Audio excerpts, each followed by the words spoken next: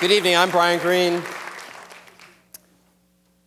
In April 1919, a 34-year-old German mathematician was in his study, sitting at his desk. His 9-year-old son was on the couch, where he'd often be when his dad was working.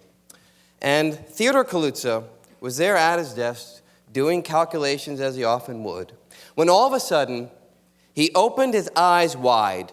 He slammed the desk with his hands, he shot to his feet, and he began to sing an aria from Figaro. Dum, dum, da, da, dum, dum.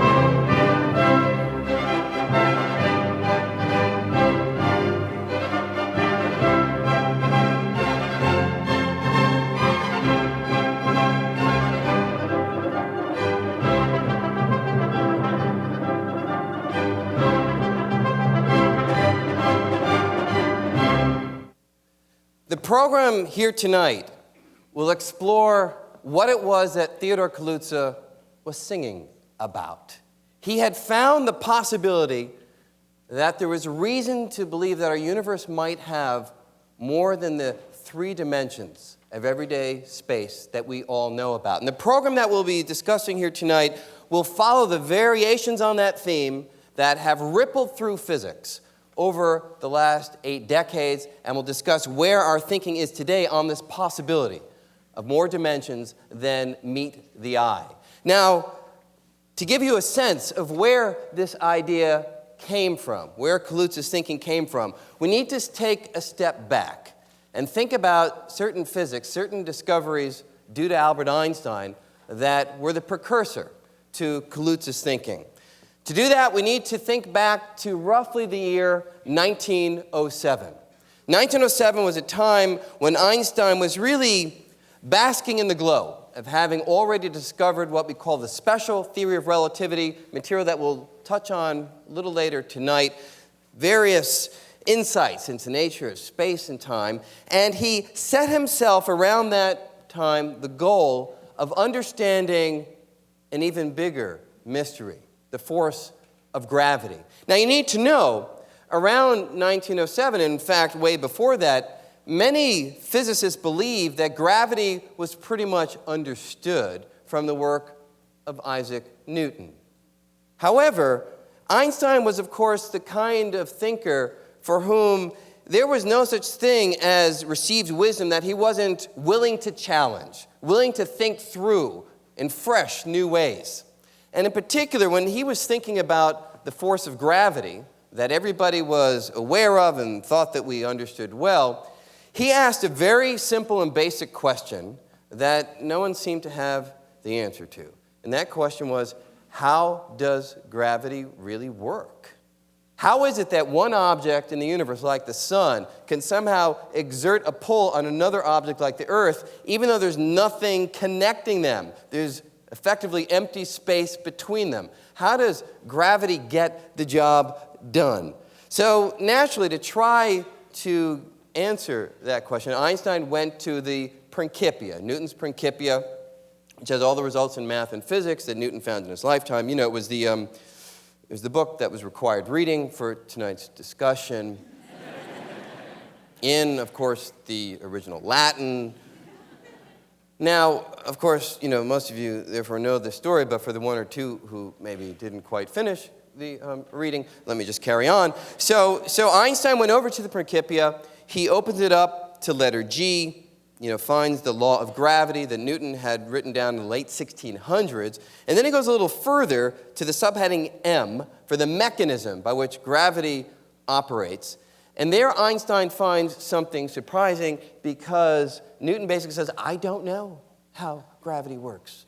I've been able to write down an equation that seems to govern its influence, but if you ask me how it actually gets the job done, I don't know. In fact, in his own words, he said, to the answer of that important question, the mechanism by which gravity operates, Newton said, I leave it to the consideration of the reader.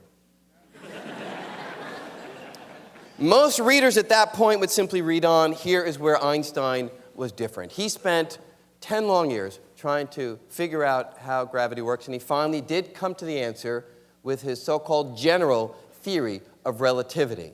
And let me just quickly describe to you what he found because it sets the stage for this idea of there possibly being more than 3 dimensions of space. How does it go? What's Einstein's idea? Well, the idea is often described in a metaphor that you perhaps have heard before. Let me describe it and then I'll show you a visual. Forget about the universe and gravity for a moment. Instead, imagine that I have a big rubber sheet stretched nice and taut in front of me. In your mind's eye, you can watch a marble as it rolls across the surface of that rubber sheet. It goes in a straight line trajectory, nothing too weird about it. But now if I change things a little bit, I put a rock on the rubber sheet. Now the sheet looks like this. It's warped, it's curved, it's deformed. If I take that same marble, it won't go in the same straight line trajectory any longer. Now it will go in a curved trajectory because it's rolling on the curved surface of the sheet. Einstein says, take that idea and apply it to the universe, the fabric of space. Not a rubber sheet, but the fabric of space. And what would that look like? It would look like this. So if we go out into the cosmos and use this as a representation of 3-dimensional space, which is a little hard to work with, so let me do what we'll often do tonight, go to a 2-dimensional analog that we can picture better. Space, like the rubber sheet, is nice and flat when nothing is there, but if the sun appears, the fabric of space curves. Similarly, in the vicinity of the Earth, the fabric of space curves. And now focus your attention on the moon because this is the main point. The moon is kept in orbit because it's rolling along a valley in the curved environment that the Earth creates. That, Einstein says, is how gravity is communicated from place to place. Warps and curves in the fabric of space. The Earth, too, kept in orbit because it is rolling along a valley in the curved environment that the sun creates. That is how gravity works. Now, Kaluza got wind of this idea, as did the whole scientific community. But Kaluza, when he heard of this idea, began to think. He said, look, if Einstein had this tremendous success by describing the force of gravity in terms of warps and curves in space, and in fact, space and time, as we'll talk about later, maybe I can play the same game and describe another force of nature in a similar language. Maybe put them together. Because at the time, gravity was one force, but another force was the electromagnetic force.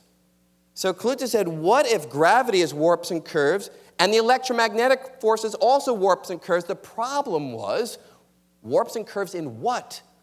Einstein had used up space and time. There didn't seem to be anything else to warp and curve.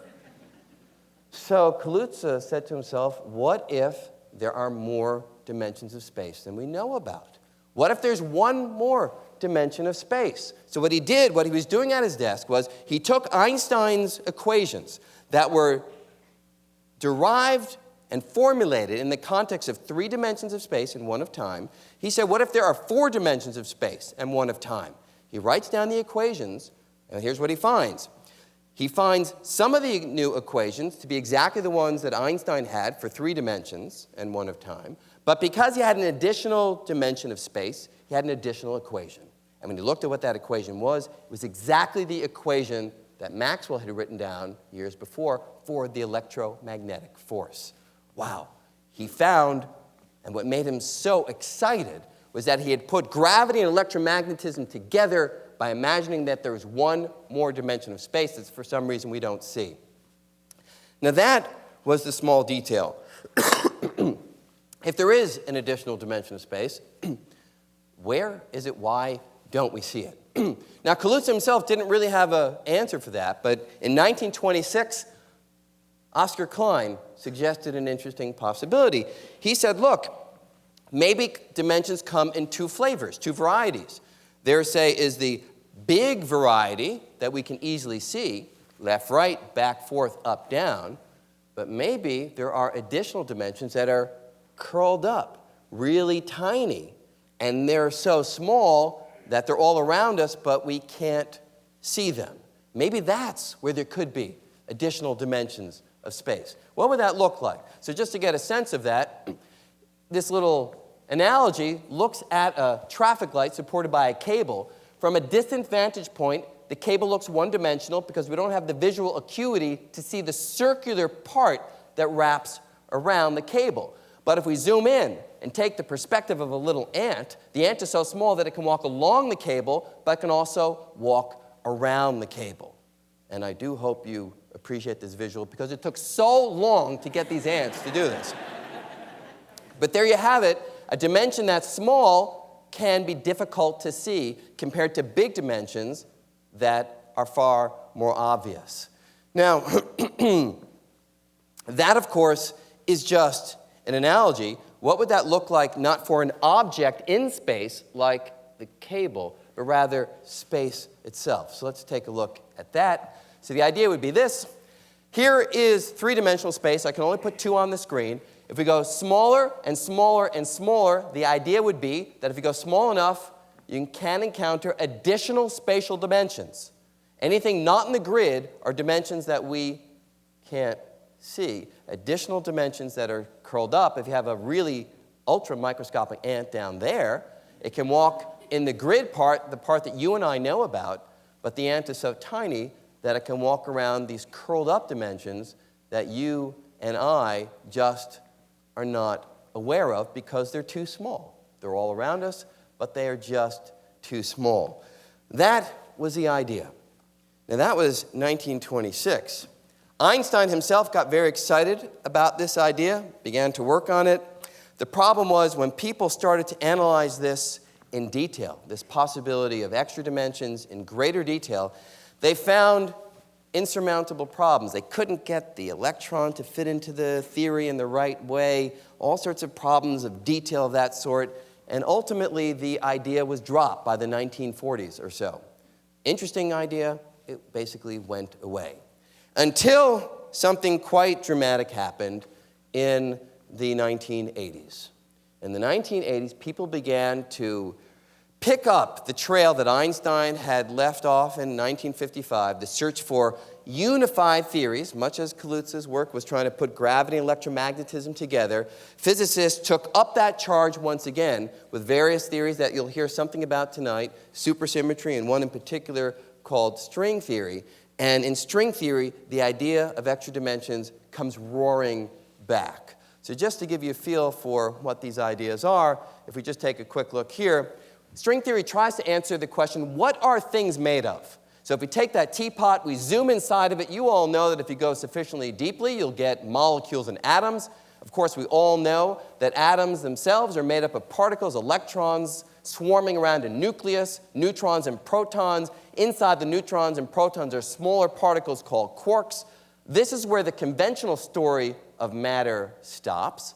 The new idea, completely hypothetical, of string theory is that you can go at least one level further. Inside these particles, as you see, according to the theory, would be little vibrating strings. And the different vibrational patterns of these little tiny strings would give rise to the different kinds of particles in the world around us. So if these ideas are correct, and we do not know if they are, but if they are correct, this would be what the microscopic makeup of matter would look like. Little tiny vibrating filaments. And I bring up this idea because when scientists started to analyze the mathematics of string theory, they found certain equations that could only make sense. The theory would only be internally mathematically consistent if the universe had more than 3 dimensions. In Kaluza's day, he just had this creative idea of the possibility of an additional dimension of space, but it wasn't something that was forced upon him by the mathematics. String theorists have found quite the opposite. In studying the mathematical equations of the theory, the possibility of extra dimensions is forced upon us. The theory just doesn't make sense without them. And in fact, the extra dimensions, not just one in number, the way it was in Kaluza's day, but depending exactly on how you count, 6 or 7 additional dimensions of space that themselves have a very interesting and rich geometry. Let me just show you what they would look like. So picking it up from that little ant with the example of an additional dimension in the shape of a tiny circle, string theory says, no, the additional dimension wouldn't look like a tiny circle. Instead, it says that the additional dimensions would look kind of like this. These are called Calabi-Yau shapes. We'll encounter them in the discussion that we'll have in a little while. These are complex scalar manifolds of vanishing first Turing class, but if that language offends you, you can just look at the picture. And you see that there's this nice, rich, intertwined geometry associated with these additional dimensions. And if these ideas are correct and you're able to magnify the microscopic fibers of space all around you, not deep out in the cosmos, but right here in this room, if these ideas are correct and you magnified space, you'd see the ordinary dimensions that we all know about, the grid, but you'd also see those little tiny curled up dimensions, additional dimensions of space that the mathematics absolutely requires. Now, we do not know if these ideas are correct. We are still struggling to figure out whether they are right or not. But we seem to see a pattern. The pattern seems to be that when we try to find the deep laws of the universe, the mathematics seems to be searching for more space. It seems to be spreading and sprawling, stretching and straining. It's as if the mathematics, much like Beethoven's Grosse Fuge, is bursting at the seams.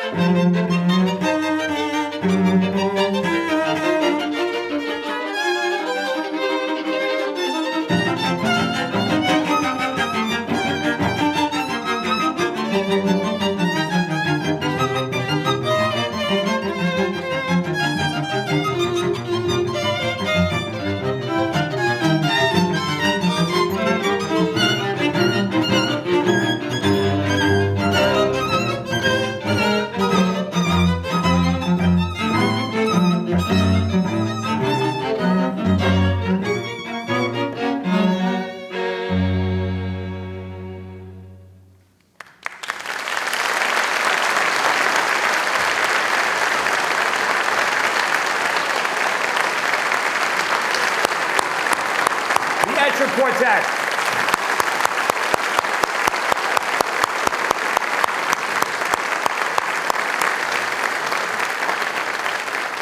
I also want to thank Eugene Drucker of the Emerson Quartet for suggesting that piece of music to begin to suggest the dimensionality, the interconnectedness of those various themes. Did you hear it? Yeah. Yep. Did you see both the complexity and the simplicity sort of living together in tension and release? An artist brings us that, and of course, talking about multidimensionality, Beethoven wrote that when he was completely deaf. So imagining all of that from a space inside the mind. Talk about crossing dimensions. I'm John Hockenberry. I'm your moderator for the rest of this adventure.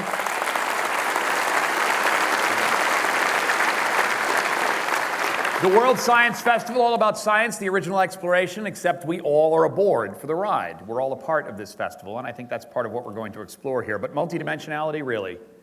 Seriously. This is a stretch? It's Saturday night in New York. How many of you believe that the three dimensions, line 1, 2, and 3 are all we get? Clap if, well, of course, why would you be here if you believe that? Yes. So how many people believe they've seen evidence of dimensions beyond the 3 that we understand as spatial dimensions? Clap. Clap. Yeah, right. Don't laugh. How many people are currently occupying a different dimension beyond the 3? Yeah. Well, I want to poll the audience because I want the panelists who come out who think that they're dealing with an arcane sort of subject that's way off in the lofty clouds and doesn't connect with people. They understand they're dealing with a sophisticated group here tonight. Multidimensionality is nothing new, but there is a need, a sense, a passion that we all have for understanding beyond what is our senses. Our senses are fantastic, and certainly Beethoven understood that. Losing his hearing was a real setback. But the idea that you would go beyond your senses to create art and to describe the world that we live in is really what this quest to understand multidimensions is all about. And as Brian tells us, it's a very powerful idea in terms of describing physics, but it's a powerful idea that has a lot to do with the way we live in the world beyond simply physics. And there's nothing simple about physics, as you'll discover tonight. So we have an amazing panel to explore this idea with, and I want to welcome them. I also just want to say, you saw the video, right? The stoplight metaphor there, the ants. We see the cable as a line, the ants see it as a circle. I mean, wouldn't you love to have been in the room when Brian Greene told some grad students to go out and shoot ants? That street corner. I mean, this is what the festival is all about to me, moments like that. So, please, let's begin. Joining us from the Arizona State University is Lawrence Krauss, Foundation Professor of Earth and Space Exploration and Director of the ASU Origins Project at Arizona State University. Very familiar face here at the World Science Festival. He's just completed a scientific biography of Richard Feynman, and of course his work addresses the intersection of cosmology, and elementary particle physics, and many other questions about the origin of the universe. So thanks for being here. Please welcome Linda Dalrymple Henderson, who is an acknowledged expert on the history of modern artists' engagement on the issue of multidimensionality. She is the David Bruton Jr. Centennial Professor in Art History and Regents Outstanding Teaching Professor at the University of Texas at Austin. Linda, thanks so much for being here. Shamit Kachru is an award-winning physicist. He's an expert in string theory. He is professor of physics at Stanford University and has made central contributions to the string theory of extra dimensions. Shamit,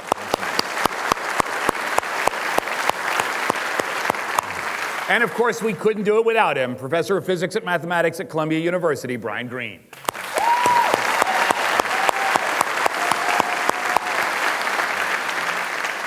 Or as I like to say, the Pete Townsend of physics. Anyway, thanks to all of you for being here. We begin with a moment of physics from Brian. Our second data point is that spectacular Beethoven. It seems to me the question that I want answered right at the top is, we can go way back before physicists and mathematicians in terms of thinking about multidimensionality. Linda, describe some of that history if you could. Okay. We might get the first slide up that'll give you a little bit of background. When Kaluza began thinking about an extra dimension of space, he was not doing it in a vacuum. In fact, from the middle of the 19th century onward, there had been quite a good bit of interest in mathematics just by formula that went up an extra dimension. And it's really in the 1870s, 1880s that this comes to popular attention. And I'll show you a couple images from a wonderful book from 1913 produced by a Rochester, New York architect named Claude Bragdon called The Primer of Higher Space, happily, which is available as a PDF online. It's been digitized. And it's the most wonderful compendium of the way in the year 1913 one might think about a fourth dimension of space. He's focusing on a fourth. And Claude's motivation here was what? He wasn't necessarily trying to describe the universe. He was trying to get beyond just sort of point, line, plane. Exactly. And the idea that between, say, the 1880s and Flatland, Edwin Abbott's book that's published that year, that really is the first major popularization of this idea, and about 1920 when Einstein's theories really are popularized. This idea is incredibly popular. So in 1909, Scientific American has an essay contest, What is the Fourth Dimension, in 2,500 words, published those essays, and it's just a remarkable draw, I think, so stimulating to the imagination that indeed the world might have an extra dimension, and Flatland was the great cautionary tale. How could we deny this just because we could not see it? Are we as narrow-minded as those Flatlanders in their plane, not realizing they're embedded in three-dimensional space? So just typically, you can see geometrically one goes up, as John was saying, from point to line to plane to cube to hypercube. And you've seen such beautiful computer graphics already this evening, and it's just a measure of how in the 1980s, with the development of computer graphics, this capability of visualization has just been transformed, because we're going back to someone who's working with a pen and paper, trying indeed to suggest this complexity of space. And so in a sense, you're saying the great graphics that we have today on all of these sort of computers and devices that we use are a restatement of this original impulse to visually try to get beyond three dimensions. And so even though they may be creating special effects for scientists to use at conferences, they're also artistically very much in this tradition. Absolutely, and there are certainly artists working today who are drawing very much on this power of the computer to aid as an aid in visualization. But if you were in 1913, these would be your representations of the fourth dimension, typically. The hypercube here at the bottom seen as an isometric projection and as a perspective projection. And then the hypercube seen as folded down into three spaces. If you were cutting a box, a cube, laying it down in two space, or this cruciform hypercube that comes to be a symbol. And it's really just a symbol, because clearly it's not the way this would look in four dimensions. So this attempt to visualize this invisible dimension relies a lot on the analogy of 2 to 3 dimensions, thinking about those relationships to go from 3 to 4. And there's another slide here that will show us another way that people often attempted to grasp this idea was to use time not as the fourth dimension itself. That's really an Einsteinian idea, Minkowski. This is time as a means to think about a higher dimension, the way that we might imagine a sphere, as in the case of Flatland, passing into the plane of the Flatlanders, or this wonderful illustration of Bragdon with these cubes passing through at different angles, which to the Flatlanders appear to be all different things, when in fact it's a single object. And I think so we have animations of those. Let's do a video of that. Great. Yeah, let's roll the sphere animation first, and then the cube animation, and then we can talk about the implications of that. So maybe just quickly, what's happening here is a sphere is passing through a plane. So if we were two-dimensional beings living on the surface of this plane, unable to see anything off this plane, this is how what would we see? What yeah. we see as the sphere comes in. So from this perspective right here, if we're a little flat being on this two-dimensional world, as the three-dimensional sphere passes through, we just see this growing shape. It's actually a circle that gets bigger and bigger, smaller and smaller, and we would actually just see what looked like a line getting bigger and smaller. With strange little endpoints on it. That's right. That's right. And we would have endless conversations about why is it getting bigger, why is it getting smaller, what's That's right. it doing, So right? like right here, we don't see anything at all. All of a sudden, here's a something cube. Pops into our world. It's growing larger. We're like, what's going on? There's this big thing. It's getting bigger. It's It's a getting triangle, smaller. but then it becomes a square, and then it goes back to a triangle. Exactly. And physicists would argue, flatland physicists would argue about this forever and ever until somebody came up with a brilliant idea. It's not a triangle becoming a square, you idiot. It's a cube going through the space. That's right. And that's sort of the shifts, the perceptual shifts that create this whole dimensionality. You got it. That's brilliant. So, Brian, who preceded Kaluza? Who preceded? Yeah, I don't get any credit for this. He could just say that. Who preceded Kaluza in the scientific realm? Yeah. I mean, as Linda was saying, there's a big prehistory to Kaluza that really comes out of the mathematical tradition. You know, mathematicians in the 1800s, people like Gauss and Riemann and others, were trying to develop the mathematical tools for describing curved spaces.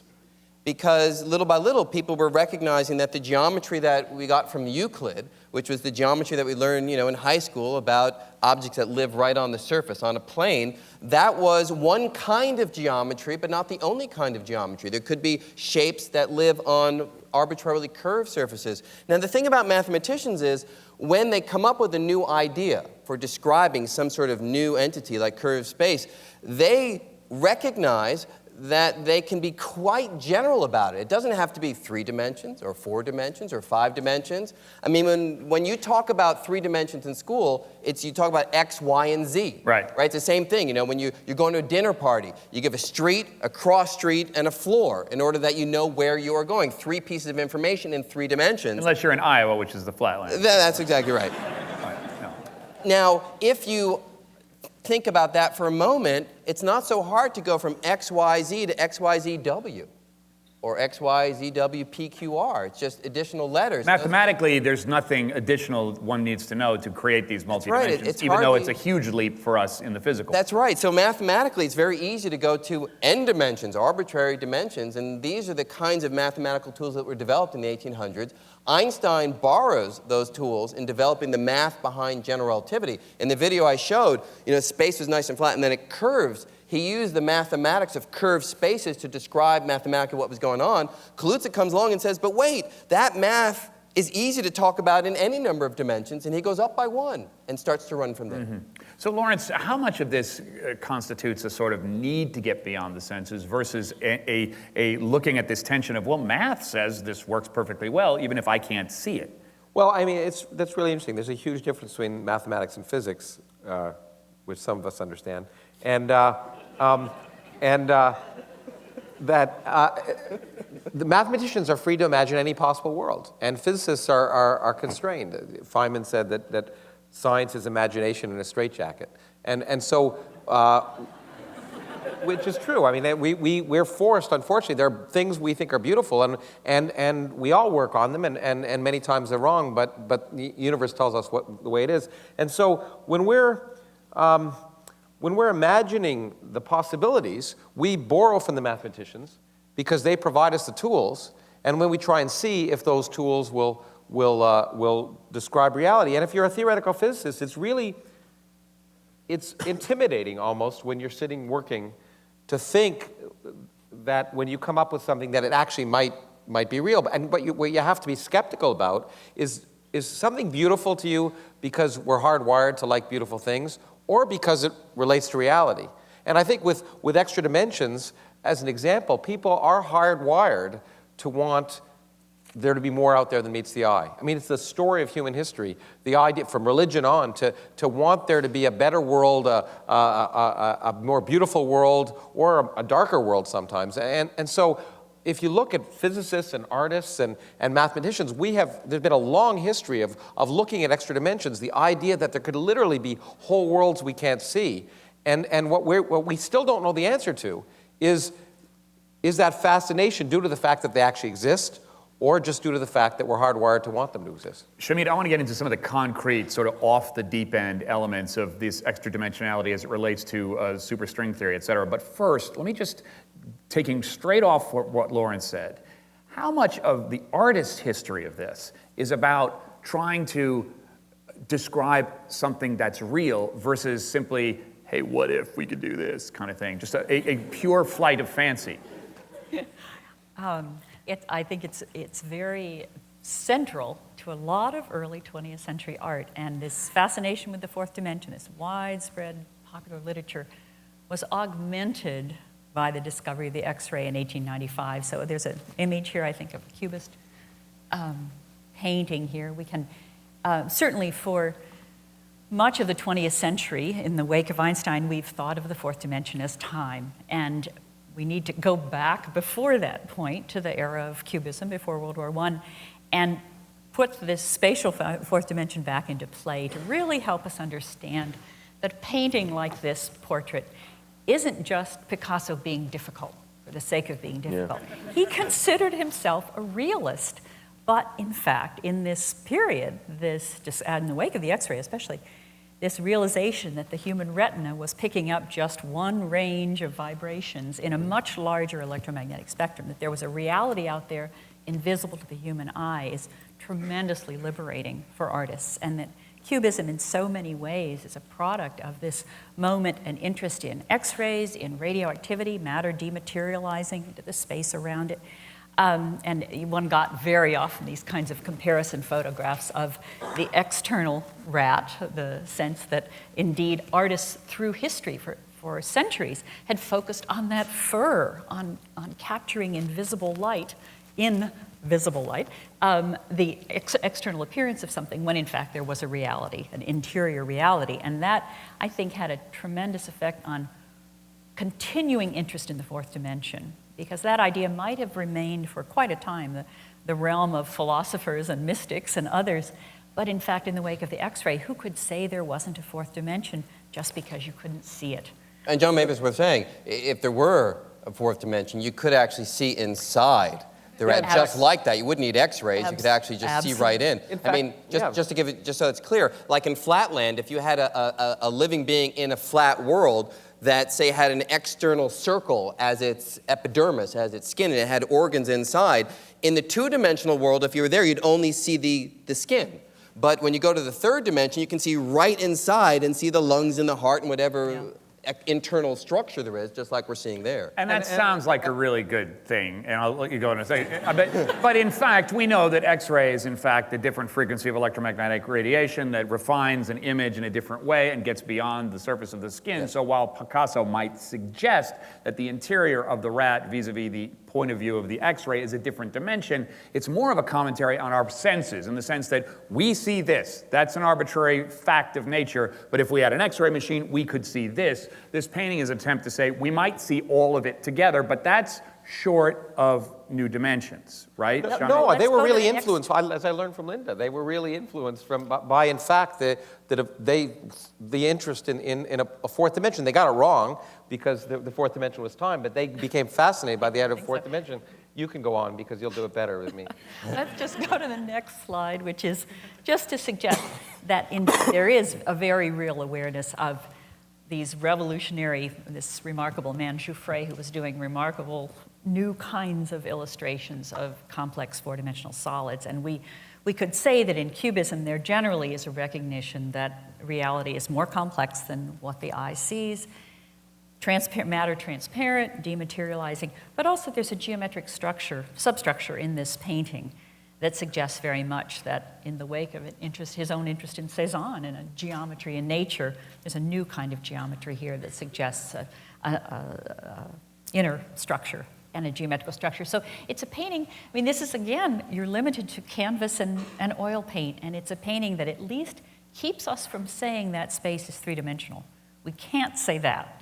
And I think in the end, that's probably the way in which the Cubists are most successful, is in a negative sense of denying our traditional way of reading. Denying and also sort of manipulating the senses to suggest other possibilities. You must, of course, depart from the senses entirely to explore string theory and the sort of cosmological questions that you deal with. I mean, how useful is extra dimensionality as a tool for describing reality as opposed to simply, hey, could it be this way? Well, let me try to respond to this sort of, hey, it would be cool if there were extra dimensions kind of thought that may have occurred to many of you as a motivation for string theorists. So physicists are naturally actually very conservative people, and we will only depart from what's been tested in experiment if there's a really compelling reason.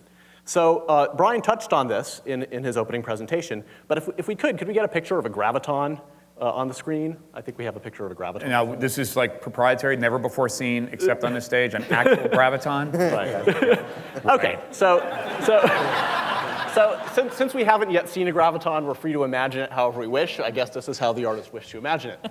Now, my point about this graviton is this is the quantum particle that is supposed to transmit the force of gravity as Einstein described it in general relativity.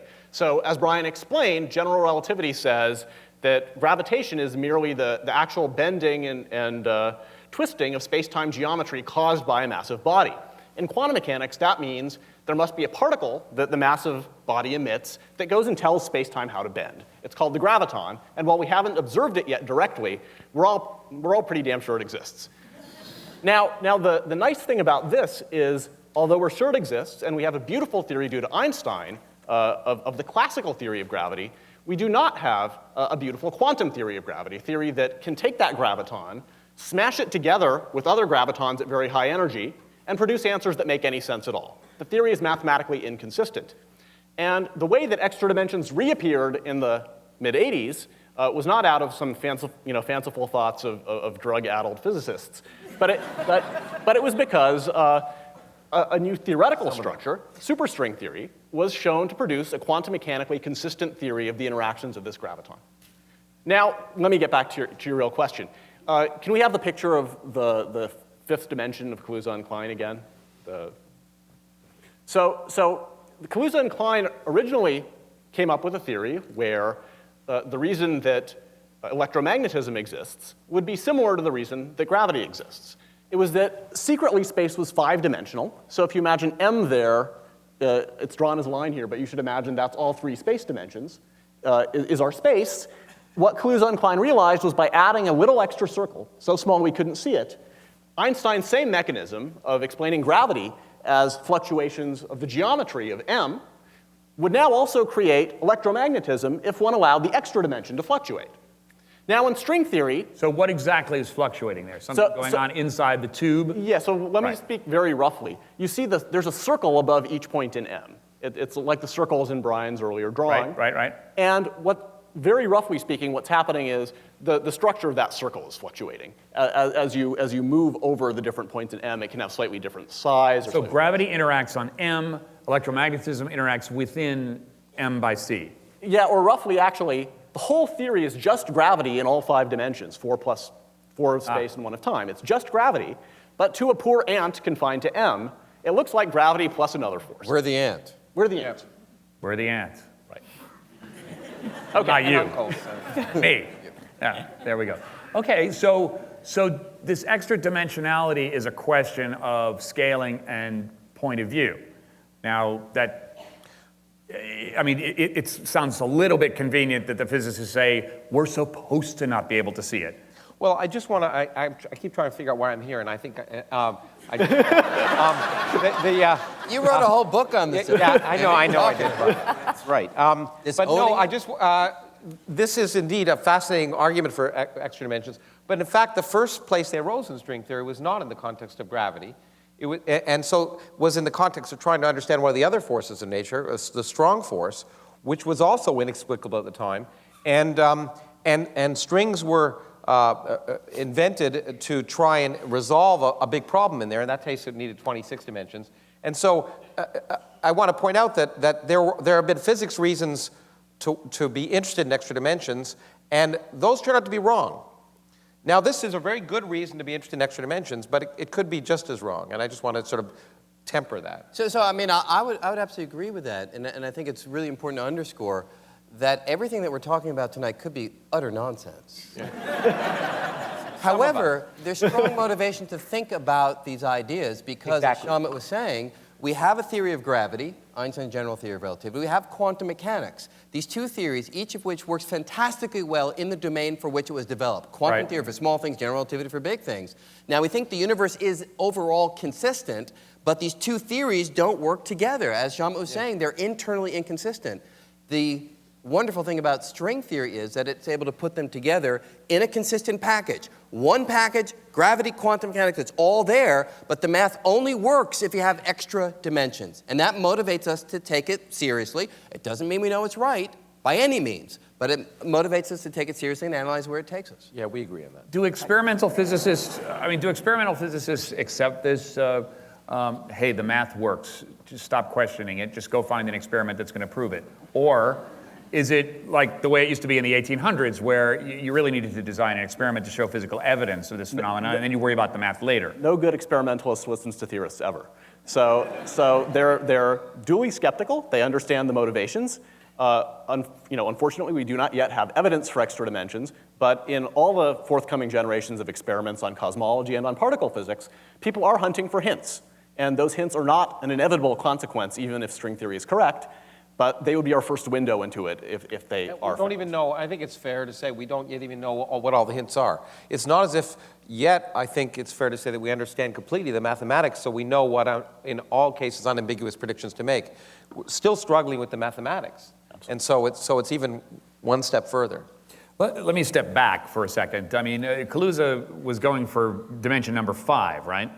Now, are we absolutely certain, because the artists don't seem to be, that dimension number 4 is time, Lawrence? Well, we are certain of that. And in fact, the picture, it's kind of interesting. The picture we have with time being a 4th dimension is not that different in a sense than the picture Brian showed of the cube going through a plane. Because really, what we're learning is that that when we separate space-time into space and time, we're seeing different projections of a 4-dimensional universe where time is an extra dimension. And so that we're seeing different 3-dimensional slices, and different people with different perspectives would see one person's space be another person's time. Now, with 4 dimensions of space, the different perspective comes from rotation.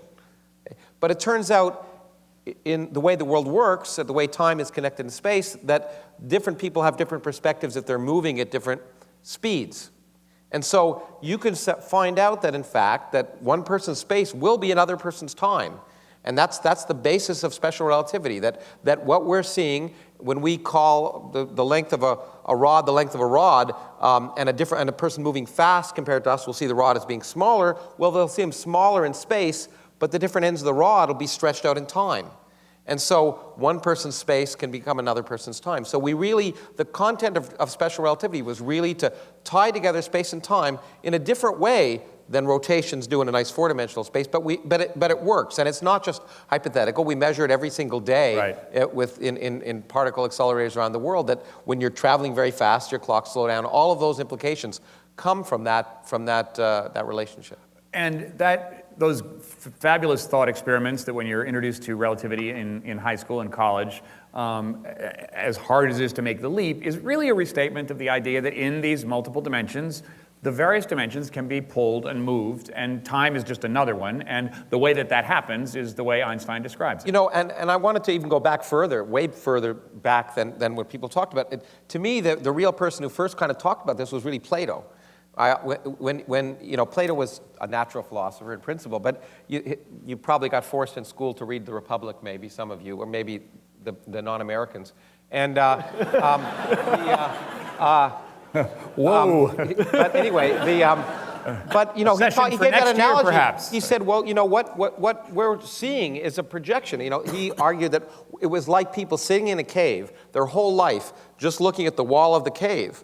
And looking at the shadows of reality, they had to determine the reality on their side. And sort of, in some sense, you can think of the 2-dimensional shadows trying to infer the 3-dimensional world. And in fact, what he said is, if you really sent a mathematician out to look at the world and came back and tried to explain what was really going on, everyone would think they were crazy. But his analogy that we have to, the job in his mind of a mathematician or a natural philosopher was to infer the underlying reality, which in this case really was an example of an extra dimension that you had to infer from looking just at the shadows. And the shadows are a very good example, I think, of the kind of thing that you see when you see rods shrink. If you took the shadow of my hand on that wall there, and it has a certain length, and if you only knew of 2 dimensions, you'd see that length. But if I rotate my hand, the shadow's going to look smaller. And if I looked in that world, I'd say, gee whiz, something's happening. Length isn't invariant. Or you would just call them 2 different objects. You would say they're 2 different exactly. objects. You'd think it was different. But if you know about the extra dimension, you see a connection.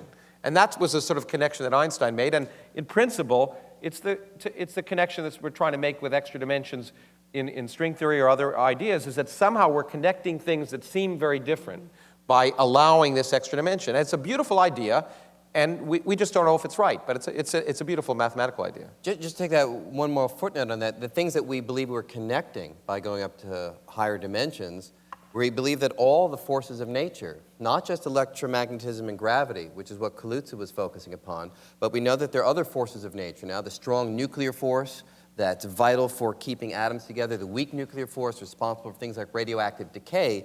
We believe in the context of string theory that gravity, electromagnetism, the strong nuclear force, the weak nuclear force, all of those are united by going to this more unified perspective of a higher dimensional setting.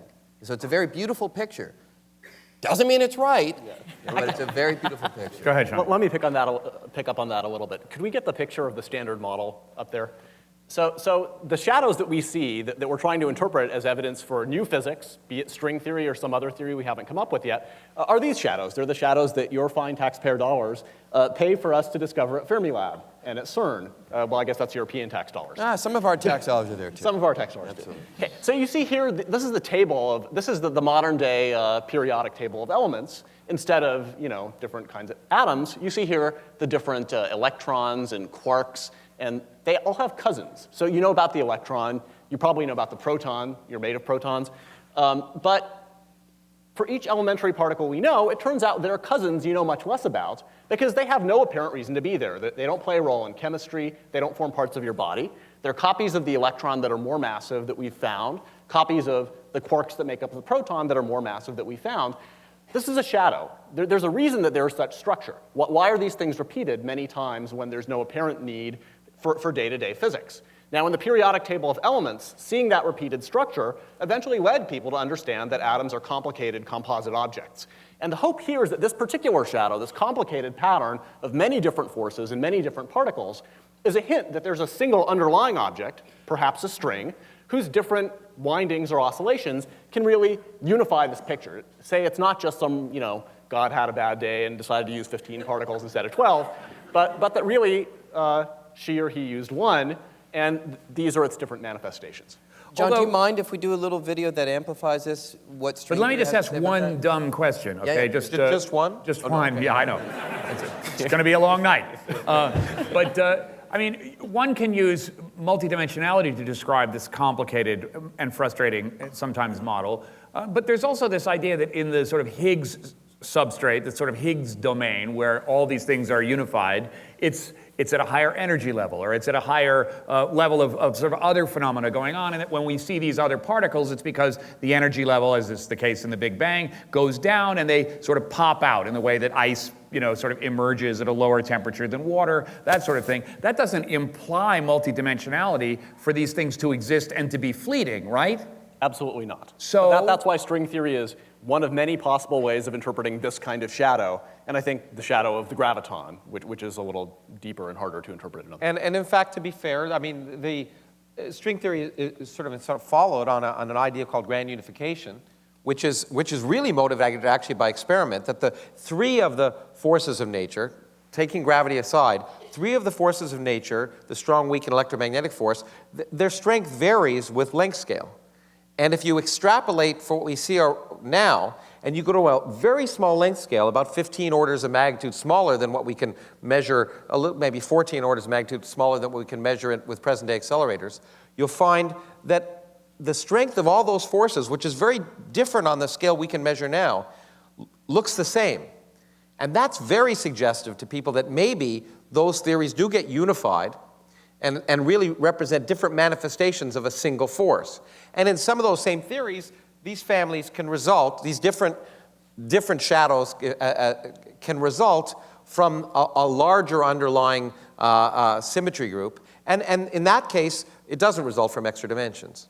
The idea there being that it would make more sense for these forces, these particles, these shadows to have more space to work in their little domain, their little dimension, that there ought to be dimensions for these shadows that we never see to have length, to have duration, to sort of have a bigger life. Actually, can we get a picture of a Calabi-Yau manifold up here? Well, actually, Shamit, if we go, there's a direct video that we have that I think will illustrate this. So everyone is right. String theory, again, is just one possible way of explaining how this goes. But let's look at what string theory actually says in terms of trying to explain this stuff. So if you bring up the horn, the French horn video, the idea is if you have a French horn, the vibrational patterns of air is dictated by the shape of the instrument, of course. Similarly, if you replace the horn by one of these extra-dimensional spaces, a Calabi-Yau shape, if you imagine strings vibrating, strings are so small that they don't just vibrate in the 3 dimensions that we know about, they also vibrate into the extra dimensions. They live partly in the extra dimensions. So just like the shape of the instrument affects how air vibrates, the shape of the extra dimensions affects how strings vibrate. So when strings vibrate in one pattern or another, they will look like an electron, or they'll look like a quark, or they'll look like a muon, or they'll look like a photon. So the extra dimensional shape dictates the possible vibrational patterns, the possible notes, if you will, that the strings can play. And if the possible set of notes that strings can play, the possible vibrations, agrees with the collection of particles that we've seen in the world around us, that would be showing the shadow. The particle properties that we see would be the shadows. The true underlying physics would be strings vibrating in these extra dimensions. And the wonderful thing is that Shamit showed that there are 3 families. You got electrons, muons, and taus. You got the up quark, you've got the top quark, you got the strange quark. So they all seem to occur in these 3 patterns. In string theory, that number 3 might reflect that strings, if the extra dimensional shape had something called an Euler number, the number of holes that it has, so just to use general language, if the number of holes that the extra dimensions has, if that number is 3, if it has 3 holes, then there would be those 3 families. There'd be 3 shadows. So that is a possible explanation for what we see coming from this more unified setting of extra dimensions. So describing this sort of interactivity, if you're going back to the French horn model, by simply looking at what's coming out of the bell, yes, you're going to get one small picture, but you have to understand that there is music and interaction that is directly corresponding to the piece that you're hearing in the concert hall taking place at every point in the French horn itself. Yes, that's right. But I want to amplify what you said earlier, because I don't think maybe it wasn't clear enough, that is actually a very real possibility. But there is also the possibility that all of this structure could come in 3 dimensions of space from a unified theory of fields at a scale much lower than where gravity within 3 dimensions. And there are simple, beautiful, some people would think beautiful mathematical representations that give all of the families. So there's different mathematical pictures, and we just don't know. We have no idea right now, which is why we want to do experiments.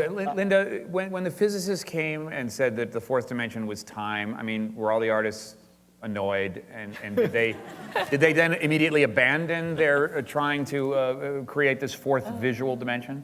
Well, I think it must have been a great shock, because a good many artists were really invested in this notion of higher dimensional space, and it's remarkable because it does hold on through the 1920s. It's really a gradual decline, but if one thinks of the whole century, it's certainly the century begins with the spatial 4th dimension as the dominant mode, and then, say, for the later 1920s through probably the 1960s, time as the 4th dimension really dominates. Wouldn't you say, I mean, I learned a lot of what I know about this from you, from your book, but that actually was the opposite. The artists, I think, were inspired. I was at a dance thing in the World Science Festival, and we were talking about that too. I think people get inspired by physics even if they get it wrong. So, and there's nothing wrong with that. I mean, science should be part of the beauty of this festival is that science should inspire culture. It doesn't have to inspire, it can inspire poetry. It doesn't have to be an exact physical representation. And in fact, the artists in Paris, the Cubist artists, were influenced by Poincaré. I mean, and the physicists were saying it was time. The artists loved the idea so much and made it space, and it didn't, But the physicists weren't really saying it was time yet, and certainly no. 1905, I think. Well, not, by 1908, certainly. Yeah, but it's not publicly known. That's the thing. It's definitely not publicly known in France, where Poincaré is the giant, and there's a real resistance. I mean, there have been wonderful studies about the reception of relativity, and there is a good bit of resistance. So it's really not until the eclipse in 1919, and the announcement of the eclipse expedition, that Einstein becomes a celebrity. Sure. That's Einstein- All right, let's explain the experiment. Okay. What happened? All right, the eclipse allowed, and I'll give this one to you, Linda. Okay, I'll take the it. eclipse allowed us to test what aspect of relativity? Okay, so one of the postulates of Einstein's general theory that light would be bent by the mass of the sun, and this was Eddington's expedition at the time of this eclipse, which established the correctness of that postulate. Blocked out enough of the sun's light that you would be able to actually measure the bending of light. Exactly. And that really makes a difference. So while Einstein is certainly known in the scientific community, he's not known to the public until that point. So, but it's true, artists were then greatly inspired by Einstein and by the idea of time as the fourth dimension to introduce time and motion into works of art and make kinetic art. And there's a whole other range of artistic response that occurs to Einstein's theories, but it really is something that doesn't happen until the late teens or early 20s, basically. And then I think this becomes, if one could hitch one's wagon to Einstein and prove that your art somehow, for the middle of the century, that's a guarantee of your avant-garde status. And space-time and magical words, and if you can somehow connect yourself to that, that's... Well, that hasn't changed. We all now get manuscripts from 1,000 people around the world. They're trying to depose Einstein with all sorts of crazy theories, because again, if they can do away with Einstein, they can rise. No, but is the analog working with string theory? In other words, are there artists coming to you and saying, I've got a really great idea for sculpture? No, artists come to me, and I suspect other string theorists all the time, who love the ideas and want to, as Lawrence is saying, not really represent it literally, but they just find it so exciting, these ideas of vibrating strings, extra dimensions, these possibilities, and they want their art to somehow reflect it. So, the dance piece that Lawrence was referring to today was by Carol Armitage, and honestly, she read my book, The Elegant Universe, and said, I want to do a dance piece. And I was like, really? What would that be? And then she creates this thing. And if I looked at it, would I know it's string theory? No. Would I know that it really came from my book if I didn't know? No. But nevertheless, there are interesting ways in which she's processed those ideas from the lens of a choreographer, and it's very interesting. And actually, to be fair, I think one of the reasons that string theory is so, besides, of course, Brian's excellent books, that string theory is so popular among the public is it's so graphical. People love the pictures, and it's really easy to see, and it inspires them, this idea of strings, and that's great, but that doesn't mean it's right. Opiate of the masses bit? Was that? A string theory, opiate of the masses here in the 21st century? You said it, I didn't. Yeah. So, I want to sort of conclude our discussion with some sort of look at concrete attempts to detect some of these extra dimensions. But before we get there, a lot of the story of the 20th century and the excitement over physics and describing reality that, was in some sense derailed by some of the more sober phenomena that happened in the 20th century, World War I, World War II, the development of the bomb, and culture, I think, became rightly afraid of some of these concepts because of the way history transpired in the 20th century. In the 21st century, here we are at the beginning, there are a lot of the same sorts of turmoil and an attempt to understand the theories going on as well. In the 20th century, it took a long time for people to internalize relativity, and I think we're still having that problem.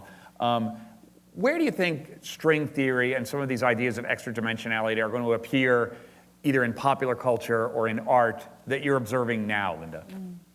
It has been so interesting to watch this. As someone who wrote on this topic in the 70s, I was saying to Brian when I continually had to tell people I was not talking about time as the fourth dimension. It was this other idea. And to have the combination of string theory and computer graphics emerging in the 80s, so graduate students' dream to have one's topic suddenly become so relevant and universally interesting. So I think certainly even before that change, in the late 50s and 60s, Martin Gardner in Scientific American was starting to write columns about the spatial fourth dimension, had gotten interested in this idea again, and one sees this gradual emergence, which for artists, say in the 70s, by that point, space-time and kinetic art seemed to be used up in some way, and there was this suddenly seemed so iconoclastic to discover again this spatial fourth dimension, and then to have this remarkable cultural revolution. So that I've been tracking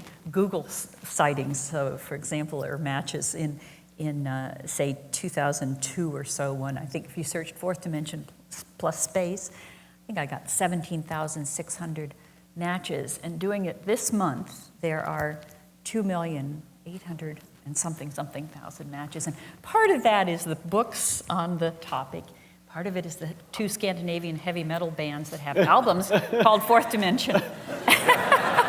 You can tell it's really spread. Right. But nonetheless, it is a remarkable renewal of... And just consider how lucky the scientists were in the early part of the 20th century not having to worry about Scandinavian heavy metal bands. I just want, but again, it's interesting that there's this sort of, it has been cyclical in the century. And when you point out that Scientific American, it wasn't describe the possibilities of a fourth dimension. It was this essay competition, 1909, described what the four-dimensional is like. It was like, we know it exists. Describe it. It's amazing if you look at that science. So there have been periods of time, and this could just be another, another fad. I'm talking about the Scandinavian rock group, but not. Well, no, Scandinavian heavy metal, that'll be around for a while. I mean, that's long-standing. You're doesn't right. require experimental predictions.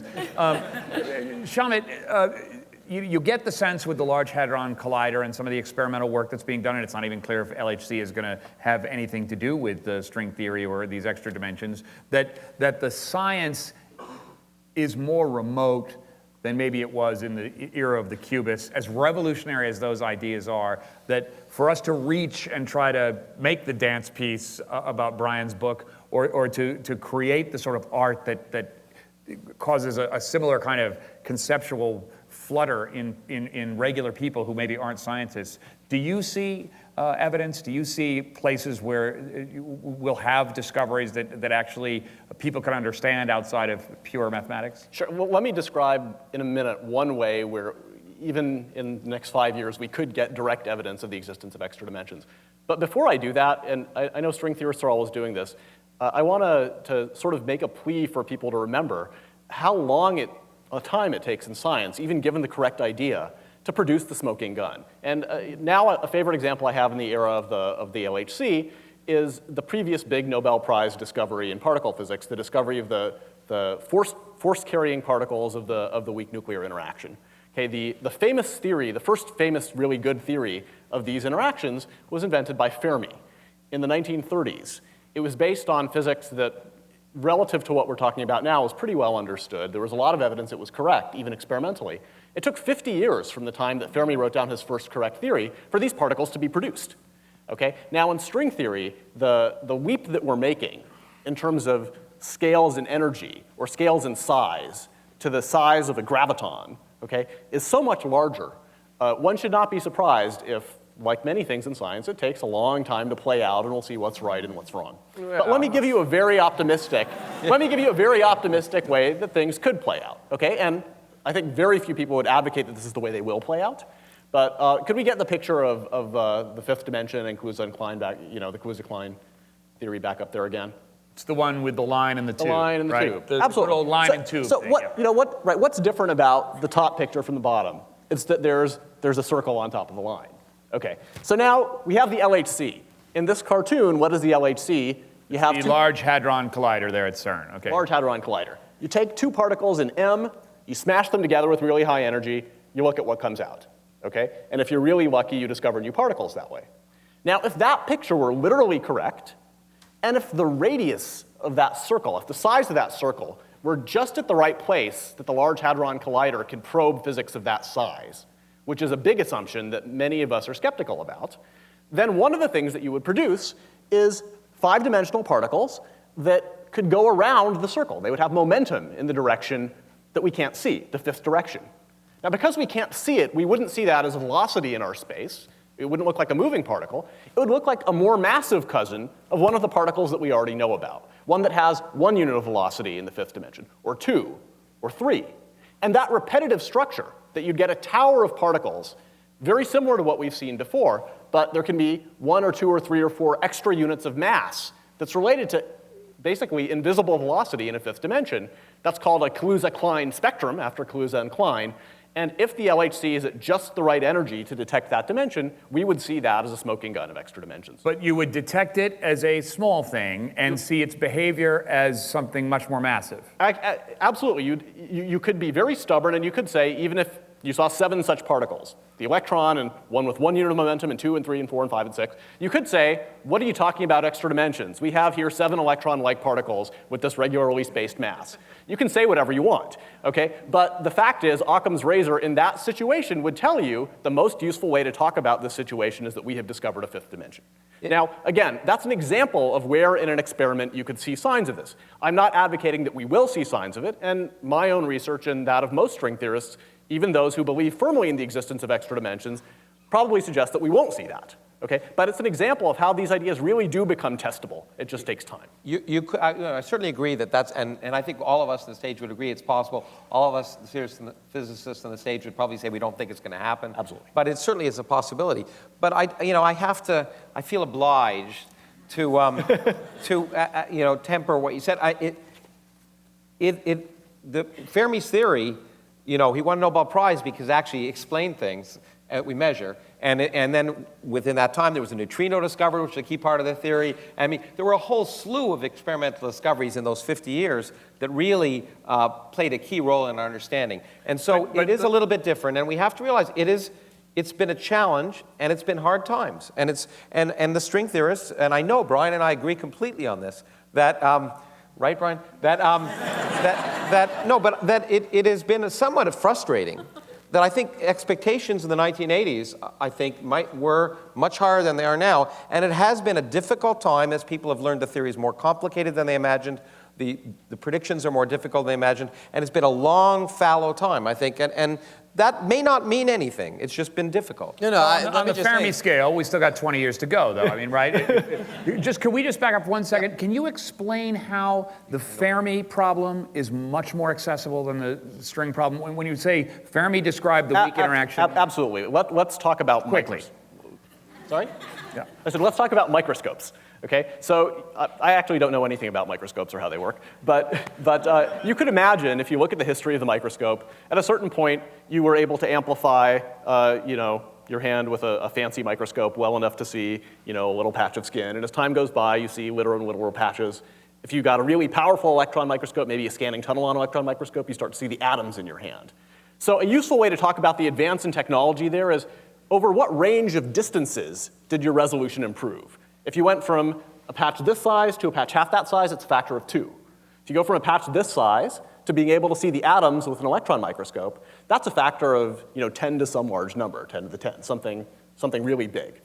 Now, in Fermi's day, physics was done at a scale of a certain distance scale of the size of a nucleus, maybe 10 to the minus 13 centimeters, the size of an atomic nucleus. And to go to the energy where you could directly produce the particles he was talking about, really put the stamp on his theory for sure, understand exactly how it worked, that's a factor of 100 over the scale that Fermi was already familiar with. When we talk about string theory, and not the extreme versions where there's a very large 5th dimension or something like that, but what most of us think string theory is, or when we talk about Einstein's theory of gravity and say, where should quantum mechanics become relevant in its interplay with gravity, right. The ratio of scales we're talking about between the Large Hadron Collider, which is by far the biggest and best machine we have today, and that typical size scale is 10 to the 15. So Fermi's factor of 100. Bigger number than 100. Much bigger than 100. Right. So we need an awful lot of money, and you're welcome to fund your own accelerator. All right, but understanding the scale, I think, is really important. Brian, go ahead. Well, I mean, just to amplify 2 points. One, just to get a sense of the kinds of scales we're talking about. In the traditional way of thinking about string theory, if you were to take a single atom and magnify it to be as large as the observable universe, it's a huge scale of magnification, then the traditional way of thinking about string theory, under that same huge scale of magnification, a string would grow to be roughly the size of an average tree. So one way of thinking about it is, a tree is to the entire universe as a string is to an atom. That's how much smaller we're talking about, possibly, and that's why, as you say, it's so hard to test these ideas. And you're absolutely right. Back in the 1980s, when I was a graduate student, these ideas first came around, I'd work until 2 in the morning in my office, I'd bike home, I'd get up at 7, I'd be there so that when the mail came in, I could get the preprints that people had written around them because I just wanted to know. It was so exciting. And people were saying this could be it, this could be the final theory. And as a young graduate student, it fired you up like nothing else. And it was premature. And now you go to the mail and it's like, could I do a dance on your book? Yeah, oh my exactly. God. Exactly right. Where are we here? Go ahead, Lawrence, and then Shamit. Okay. Well, I want to put this in perspective. I think Brian captured it. And the point is, we make fun on different sides, but the point is, you got to be excited. If you're going to be a physicist working on these ideas and they're speculative, you got to be excited in order to spend 10 years trying to figure out. It's not easy. It takes a long time, and therefore we shouldn't. I may make fun on one end by saying that we haven't made big progress, but that doesn't mean we shouldn't keep working. These ideas are interesting, and it's really important to point that out. But at the same time, during we came here, I discovered everyone had visuals, and I didn't have any. So I went on. I went on the web and I asked for a visual. Can you have that visual I asked for? There we go. There we go. Okay. So what is this? This is one of Brian's ancestors who did this. This is probably the old, and I was inspired by you at art, but this is probably one of the oldest pieces of art in the world. It's 33,000 years old. It's from a cave in Germany. And I find it fascinating and inspiring because I look at that, it's the figure of a human with the head of a lion. And I try to figure, what was that artist? This is one of the first pieces of art humans have come up with. What was he or she trying to represent? And I think, well, maybe he's thinking, well, in my world, I live in a world with lions and with humans, but maybe out there somewhere there's a world with, it's possible to have lion humans, right? Or just unified animal theory. Yeah, and so, exactly. But that's the point. That's my point. That it is fascinating and remarkable, and it's a testimony to human imagination that you can invent such things, but 33,000 years from now, it's possible that string theory will look like this. It's because it's a product of the human imagination, and we just don't know. It doesn't mean we shouldn't stop thinking about it, but we have to put it in perspective. We can come up with fascinating ideas, and we are. And some of them will be right, and a lot of them will be wrong. We just don't know. Having all said that, I just want to amplify one point that we've already said. Again, general relativity, experimentally tested. Yeah. Quantum mechanics, experimentally tested. Each says the other is wrong. They're in conflict. We have really one theory at the moment that puts them together in a consistent way. So it's a touch more than just putting the line. No, you're right. You're right. Ryan, I agree with you. I agree with you that it's better motivated than that. That doesn't say a lot, but it's certainly better motivated than that. I agree with you. Shamit, I just wanted to help us make out here. one comment, lest you all think that physics stopped being exciting in 1987 when Brian finished. So I got my PhD well after Brian. I'm still excited, but the main point is the following: when Kaluza and Klein had their great idea, 7 years apart, I guess they put together one great idea. We could say in retrospect it was premature application of an idea. You could have the extra circle, you could get electromagnetism.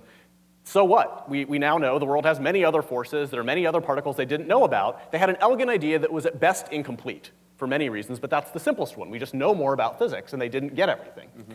Now, one of the most exciting things to me that's actually happened in the last 20 years, and it certainly affects how we think about string theory, it's two different really strong pieces of experimental evidence. One is, in the late 1990s, we discovered what many of us would say is really strong evidence that we have a non-zero cosmological constant in our universe. This is a term that Einstein wrote down in his general theory of relativity equations to begin with. He realized it would give him the totally wrong answer if he didn't set it to zero, so he just set it to zero by hand, which you can do, but it's not so elegant. And in fact, we seem to have found strong evidence, first through observations of distant supernovae, and now through a concordance of many different pieces of data, that this term is there. It's much smaller than expected, but in fact, it makes up something like 70%, 75% of the energy density in today's universe. I do not have a figure that illustrates the dark energy, but if you look in the room around you, it's around you. Okay? That's really exciting. We know this very concrete thing that most string theorists would have, frankly, found abhorrent in the mid-'80s.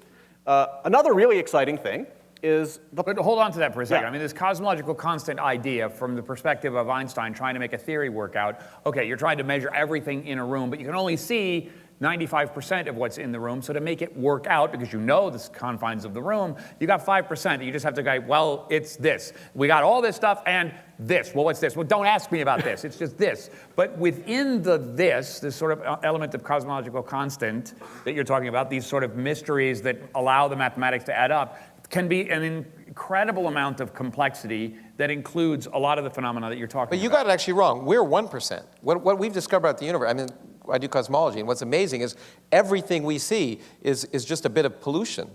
In a universe, I mean, you take away all the stars, all the galaxies, absolutely everything we see, the universe is essentially exactly the same.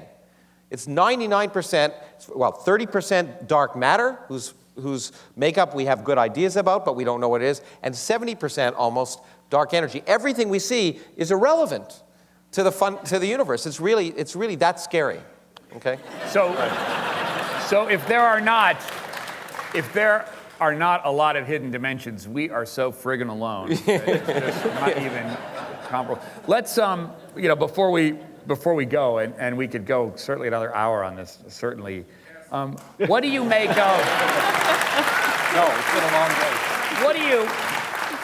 What do you make of this interesting union of artists and scientists attempting to describe the universe in this way, Linda? Is it a yearning by the artists and the culture at large that the scientists succeed, or is it a yearning for new material? I could make a painting out of some of that stuff. These crazy ideas are exciting. Let's work with that. What do you think? I do think that during much of the century, between relativity theory and quantum mechanics, that neither quite so stimulating to the imagination of an artist as string theory or dark energy, dark matter. There are things happening in physics now, and I think popularizations of those things, which are very important, and I thank those of you who've written these wonderful books that make this material accessible, because that was certainly in the early 20th century. There was a real sense that the educated layperson should know something about science, and a great deal of popular science literature. And during this midsection of the century, I would say there's a sense suddenly that physics is really beyond me. There are certainly popularizations. Yeah, you're right. There was a dip, and both Brian and I think were influenced by that.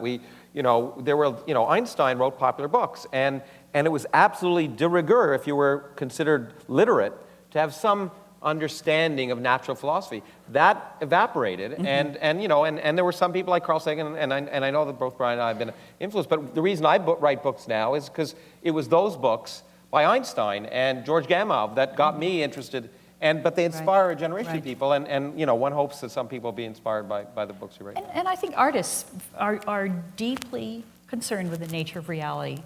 And when new theories come along and this new way of thinking about matter and space and dimension, very stimulating. And as we've seen, the computer has really given artists incredible new tools for attempting to visualize this. As artists that unified their work with Einstein were considered immediately to be in the avant-garde, that first superstring theory opera is definitely going to be on the fringe up at Lincoln Center.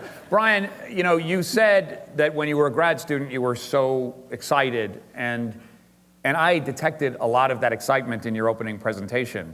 You wouldn't say that you're not excited now. No, I didn't mean to say that at all. I meant to say that the idea that we'd complete this theory in a year or two, which is what everyone sort of thought in the 1980s, that, in retrospect, well, it's certainly not true, and in retrospect, it was sort of premature to think that that would be possible. So yes, the excitement is still high. It's just as Lawrence is saying, there is a long road to walk, and it's not always that you're going to have a breakthrough after breakthrough after breakthrough. There are long periods where you're working in the dark and you just don't know if you're going to find anything. Will the theory be confirmed in your lifetime, Brian? I think it's possible, but I consider it unlikely. I consider it a huge long shot. But, there are many things that are a huge long shot that happen. So, Shamit, how about you? In your lifetime? I'd be surprised. Really? Now, but the point is, and we really have to stress this, I always try to stress it, is physics is an experimental science. And what we really need, the theorists, what we really need, all of us would agree, is experiments. And every time we open a new window on the universe, we're surprised. The dark energy was, in general, a surprise. Some of us had ideas that it might be there. But that's why we're there. I know it's too. But anyway, that's why we're so excited about the Large Hadron Collider. It's the first new window on a universe at a scale we've been waiting to see for so long. And I would be surprised if we weren't surprised, frankly. So, That is the best thing, that something will happen there that's completely unexpected, you know? And I mean, as to use sort of your collegiate work as an example, I mean, I'm happy with the 3 dimensions that we have, but the knowledge of other hidden dimensions suggests that I might someday graduate. And with that hope, I leave you all tonight. Thank you so much for being here.